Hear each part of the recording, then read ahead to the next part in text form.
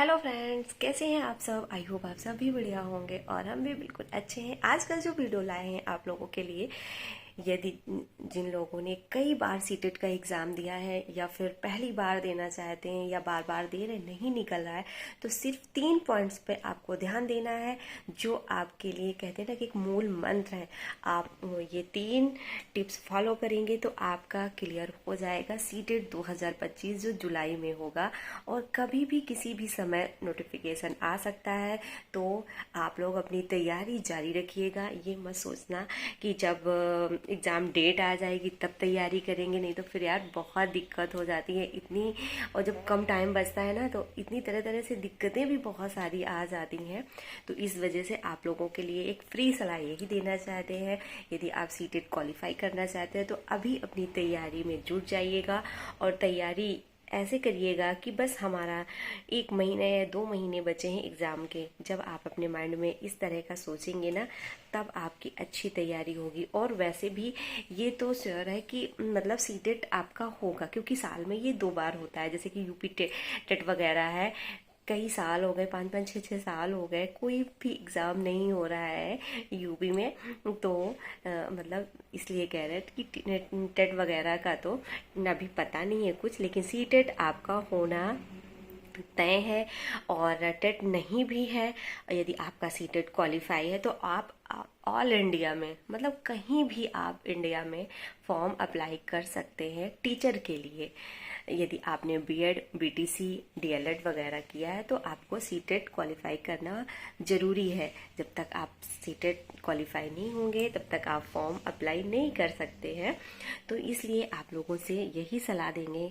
तो सबसे पहले आपको करना क्या है, यदि आप सीटेट का एग्ज़ाम इस बार दे रहे हैं, और वैसे भी यदि एडमिशन ले भी लिया है बीएड में, बीटीसी में या डीएलएड में, तो आप लोगों को सीटेट का एग्ज़ाम देना चाहिए, क्योंकि वो मान्य रहता है। और वैसे तो आपका यदि 2 साल में कंप्लीट हो रहा है तो कोई बात नहीं, ऐसा नहीं है कि सीटेट आपका माना नहीं जाएगा। सीटेट आपका माना जाएगा, आप कर सकते हो। तो आज इस वीडियो के माध्यम से हमने आपको कई चीज़ें बताई। अब आपको बताते हैं कि सबसे पहले आपको करना क्या है। नंबर 1 कि आपको अपना सिलेबस कंप्लीट करना है। अपने पहली बात तो सिलेबस को डाउनलोड करो या फिर लिख लो, उसे आप हर दिन पढ़िएगा। सिलेबस को क्या क्या पूछा जाएगा, और फिर आप सिलेबस को तैयार करिएगा। फिर दूसरा करना क्या है आपको, साथ में ही, ऐसा नहीं कि आप पहले सिलेबस को कंप्लीट कर रहे हैं और सारी चीज़ें बाद में कर रहे हैं, ऐसा नहीं करना है।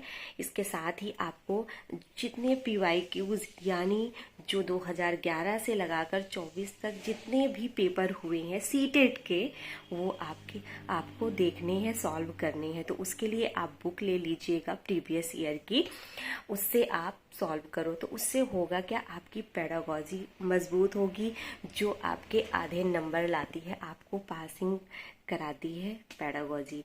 और पेपर समझ में आएगा कैसा पेपर बनता है, कैसा क्या आता है। तो इसलिए आपको पीवाईक्यूज लगाना मोस्ट इम्पॉर्टेंट है। तो आपको पीवाईक्यूज बिल्कुल भी नहीं छोड़ने। उसके लिए अभी से आप बुक ले लीजिएगा। बुक ना पता हो तो कमेंट करके बताना, हम आपको बुक के बारे में बता देंगे, क्योंकि जो हमारे पास बुक थी, हमने तैयारी की थी, तो वो आपको हम बता देंगे। आप अपना बुक ले लीजिएगा, बुक से पढ़िएगा। फिर इसके बाद जैसे मॉक टेस्ट वगैरह है, तो जब आपके वही महीने, 1.5 महीने बचे या फिर 1 महीने बचे, तब भी आप मॉक टेस्ट तो तब भी दे सकते हो। अभी से मॉक टेस्ट ये देना चाहते हो तो देखो, अभी से दोगे उतने अच्छे नंबर नहीं आएंगे, तो आप थोड़ा सा परेशान से हो जाओगे, क्योंकि अभी आपका सिलेबस नहीं कंप्लीट, अभी आपने एक भी बार पीवाईक्यूज नहीं लगाए। तो इसलिए अभी से मॉक टेस्ट नहीं, जब 1 महीना बचे आपके एग्जाम का, तब आप अपना डेली एक मॉक टेस्ट देना। लेकिन उसके पहले आपको अपना सिलेबस कंप्लीट करना है। पहली बात तो सिलेबस को देखना है कहाँ से क्या क्या पूछा जाता है। फिर अपनी पीवाईक्यूज जितने भी प्रीवियस ईयर के पेपर हैं उन्हें सॉल्व करो हर दिन, और डेली प्रैक्टिस करना है।